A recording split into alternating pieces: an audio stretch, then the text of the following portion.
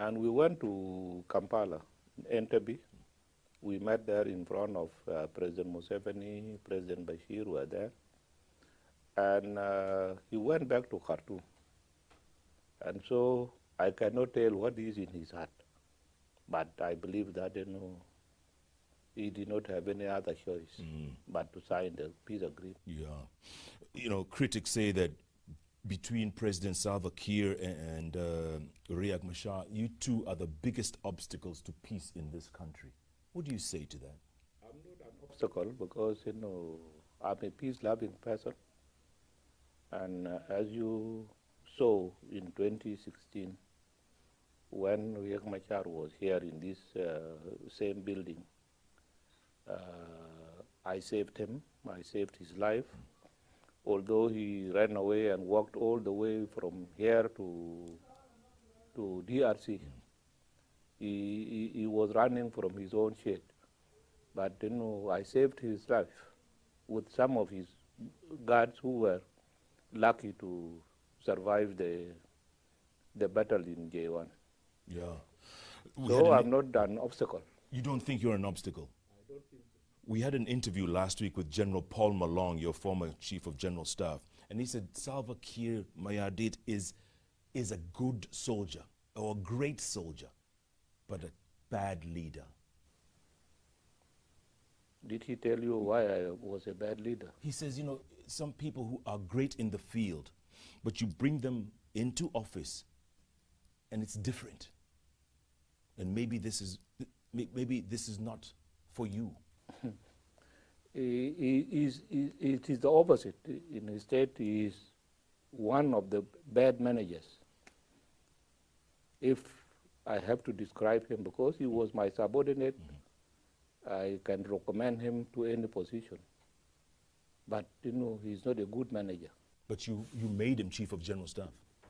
I made him Chief of General Staff because that was his seniority. I cannot jump him to bring a junior person over him. There are other critics who say, you know what?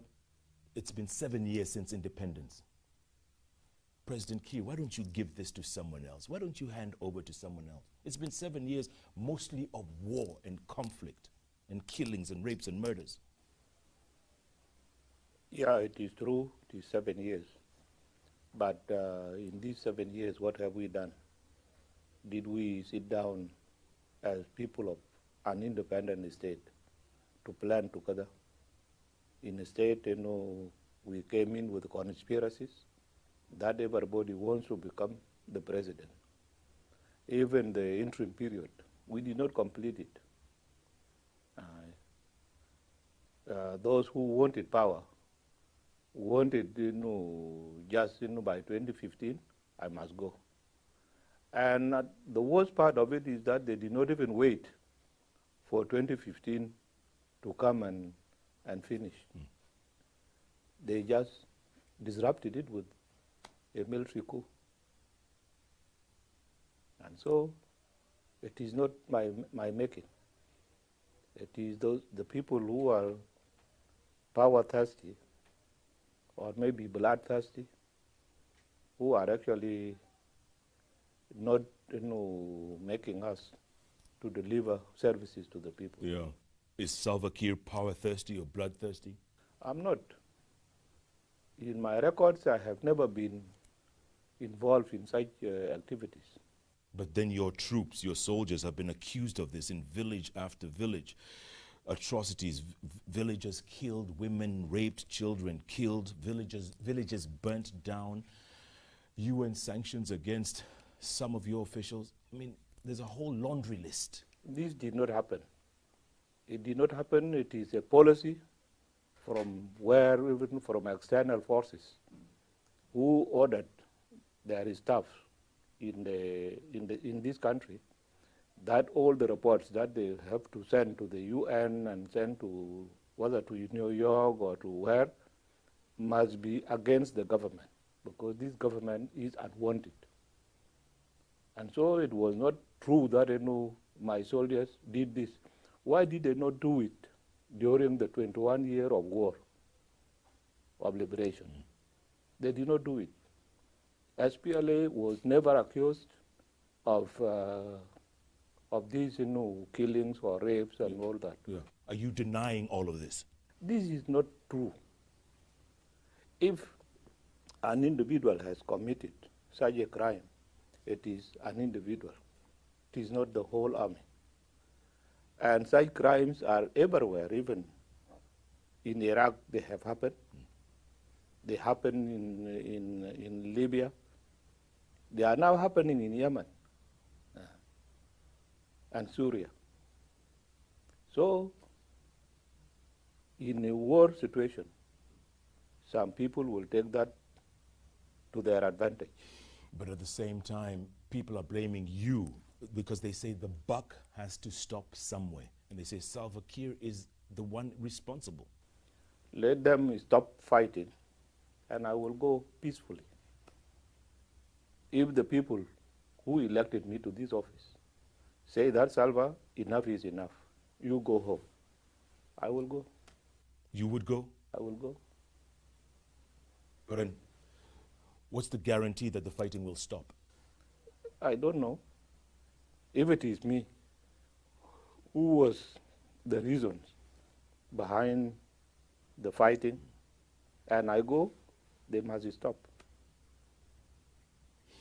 There was a documentary that aired in Kenya, I'm sure many of you watched it, called The Profiteers last week, and it was talking about the billions stolen from oil revenues, amongst the things it talked about. Billions and billions stolen in oil revenues by your officials, your generals, whose families now live lavish lifestyles in places like Nairobi and Johannesburg and other places.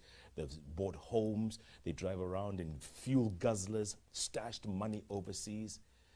And that paints a very bad picture of South Sudan. I don't deny that money has been taken away from the coffers of South Sudan, and I did not keep quiet. I was the one who brought it to light that there are corrupt people in my government. To some extent, I arrested some. Some officials were arrested before the coup of Riek Machar in 2013. I arrested them, and later on, after the investigation, they were released that they will face the law. But this was interrupted by the coup of Riek Machar, and they were participants. And yet your generals or officials and their families, they still live these lavish lifestyles. What are you doing about it? Of course, I have no time now at this stage to account the people who have stolen money and to face the challenges that we are now facing in our country. I have to bring peace first, and later on I will turn to anybody whose fingers are being pointed at being a thief or whatever. Yeah. Can you maintain that peace? Can you guarantee your 14, 16 million South Sudanese that there will be peace in this country? I can guarantee them, and I can assure them that we will have peace in our country, and we are going to have it. Already I have signed the agreement, and when I signed the agreement, it was not because I was convinced, but I have to compromise on many issues. Say, for example, in your country, you have only one deputy president. Now I accepted five vice presidents. Is it in Africa? Is it in Europe? Now it is here that 5 vice presidents will come. And I was asking President Bashir and those who were present by that time that now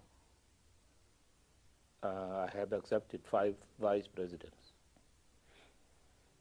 Where will I get the office space for them? Where they will work? Where will I get, accommodation for 5 vice presidents? Where will I get vehicles for their mobility? Many things. I have asked them such a question. And so, because of peace, I'm a loving man for peace, I accepted all these things and compromised. Yeah, correct. You compromised, and it seemed like you had no choice but to accept that. Does that diminish your power? No, no. I don't think that I did not have any choice. If I had wanted to continue with the war, we would have just continued. Just like when the opposition were adamant that, I must go. But they did not know what they were talking about. If I go by that time, when bullets were just all over, flying all around, they would not even come to Juba to come and rule. They themselves, who wanted me to go. So, it is not me.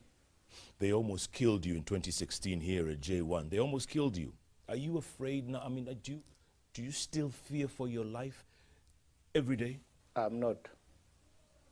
I was not even afraid on that day, 8th of July, 2016, in this room.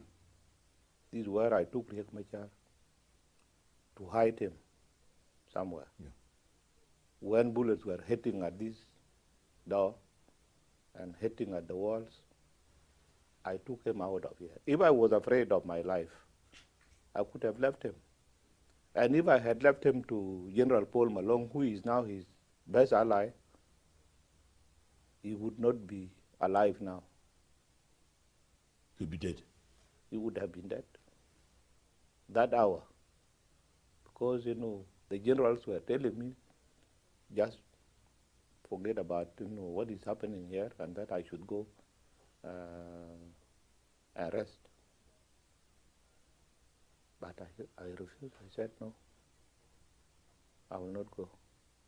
Let us see to the finish of this thing. Yeah. Are you going to be able to get along with this man? I mean, you've tried peace 3, 4, 5 times in 7 years. It hasn't worked. Clearly, there's something very wrong. Or you both just don't get along. Well, my opponents do not want anything less than becoming presidents, whether being Riek or being his colleagues. Each one of them wants to become the president. And as long as he is not the president, war must continue. So we're at a stalemate here. Nothing's going to move. There is no stalemate. Who will work? Who will work? Now, the pre-transitional period, which is now 8 months, is a time that, we will organize ourselves. All the armed factions of these groups should be assembled in one place. The National Army will go back to the barracks. And then, in these cantonment camps for the armed groups is where, selections for those who are fit to join the military service will be selected. Yeah. And those going for the police will go for the police. The same thing for the DDR will be selected from there. So after 8 months, then we will establish the transitional period where we will form the government. If there is anybody who is discontented and does not want to participate in the government, it will be very clear from there. And mind you, it is not all the factions that have armed groups. Very few of them have the armed persons in the field. Yeah. And if in those 8 months it doesn't work out, do we go back to the drawing table? Do we go back to Khartoum or Entebbe? What do we do? I believe it will work. In these 8 months, it will work. Mr. President, we're going to take a break, come back and talk about many other issues, including money laundering out of Juba. Recently, a Kenyan woman was killed, and it's alleged she has Juba ties, South Sudan ties, and she was carrying a lot of money, and it's probably not the first time. I want your thoughts on that. The money laundering, how can it be stopped? Because there's so few very wealthy people here, and the